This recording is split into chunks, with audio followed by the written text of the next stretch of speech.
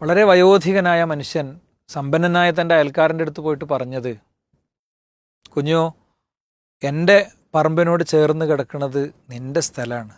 ഇതിൽ നിന്ന് ഈ ഒരു 2 സെൻറ്റ് എടുത്തിട്ട് അവിടെ ആ ടൗണിൽ ഒരു പുതിയ പള്ളിക്ക് സ്ഥലം എടുക്കുന്നുണ്ട്, അതിലേക്കൊരു 1 സെൻറ്റിൻ്റെ പൈസ കൊടുക്കാനുള്ള ഒരവസരം എനിക്ക് നീ ഉണ്ടാക്കി തരണം. ആകെ 7 സെൻറ്റുള്ള ഭൂമിയിൽ നിന്ന് ദരിദ്രനായ മനുഷ്യൻ ഇങ്ങനെ തരാനൊരുങ്ങുമ്പോൾ അയാളത് നിരസിച്ചു. നിങ്ങൾക്ക് വേണ്ട പൈസ ഞാൻ തരാം, ഈ ഭൂമിയൊന്നും വേണ്ട എന്ന് പറഞ്ഞു.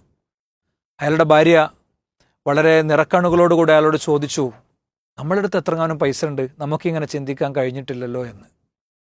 എന്താണ് ആ വയോധികൻ്റെ പ്രചോദനം എന്നറിയോ? അള്ളാഹുവിൻ്റെ റസൂൽ പഠിപ്പിച്ചു, നിങ്ങളൊരു പള്ളി ഉണ്ടാക്കണം. കമഫ് ഹസി ഖത്താത്തിൻ, ഒരു കുരുവിക്കൂടിനോളം ചെറുതാണെങ്കിലും നിങ്ങളൊരു പള്ളി ഉണ്ടാക്കണം എന്നാണ്. മൻ ബനാലില്ലാഹി മസ്ജിദൻ ബനല്ലാഹു ലഹു ബൈതൻ ഫിൽ ജന്ന. ആര് അള്ളാഹുവിനു വേണ്ടി ഒരു പള്ളി ഉണ്ടാക്കുന്നുവോ, ബനല്ലാഹു ലഹു ബൈതൻ ഫിൽ ജന്ന, അള്ളാഹു സ്വർഗത്തിൽ അവനൊരു വീട് ഉണ്ടാക്കി കൊടുക്കുമെന്ന്.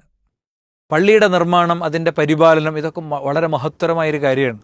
കഴിഞ്ഞ ദിവസം ഇടവണ്ണയിലെ എൻ്റെ സുഹൃത്തുക്കൾ എന്നോട് ഒരു വീഡിയോ ചെയ്യാൻ വേണ്ടി ആവശ്യപ്പെട്ടിരുന്നു. ഇടവണ്ണ എനിക്ക് വളരെ വ്യക്തിപരമായി ബന്ധമുള്ളൊരു പ്രദേശമാണ്. എൻ്റെ ജീവിതത്തിൻ്റെ നേർപകുതി ഞാൻ ചെലവിട്ടൊരു മണ്ണാണ്.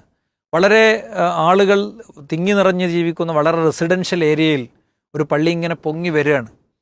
അതിൻ്റെ നിർമ്മാണത്തിന് നമ്മുടെ ഒരു തുക വേണം, അവിടെയും നമ്മുടെ ഒരു ഇൻവെസ്റ്റ്മെൻറ്റ് വേണം.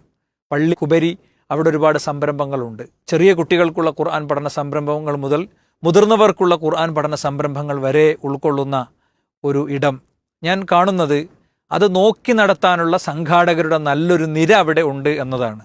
അതുകൊണ്ട് നിങ്ങൾക്ക് വിശ്വസിച്ച് പണമേൽപ്പിക്കാവുന്ന ഒന്നാണ്. ഒരു കുരുവിക്കൂടിൻ്റെ അത്ര പോകുന്ന പള്ളിയെങ്കിലും ഉണ്ടാക്കുക എന്ന റസൂലുള്ളാഹിയുടെ വചനം, അത് ഹൃദയത്തിലേക്ക് ഏറ്റെടുത്തുകൊണ്ട് നമ്മളൊക്കെ ഈ റമദാനിൽ ആത്മാർത്ഥമായി പുണ്യം വിചാരിച്ചുകൊണ്ട് നമ്മുടെ ഒരു ഓഹരി മസ്ജിദ് തൗഹീദിനു വേണ്ടി നൽകണം.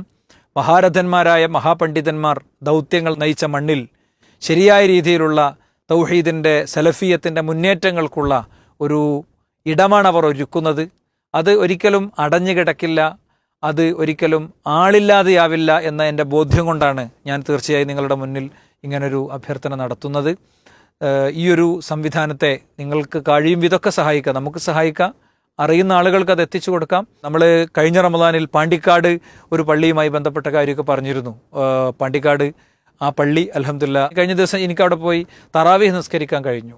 ഇങ്ങനെ ഓരോന്നോരോന്ന് സംവിധാനങ്ങളും സ്ഥാപനങ്ങളും നമ്മുടേതായിക്കൊണ്ടിരിക്കുകയാണ്.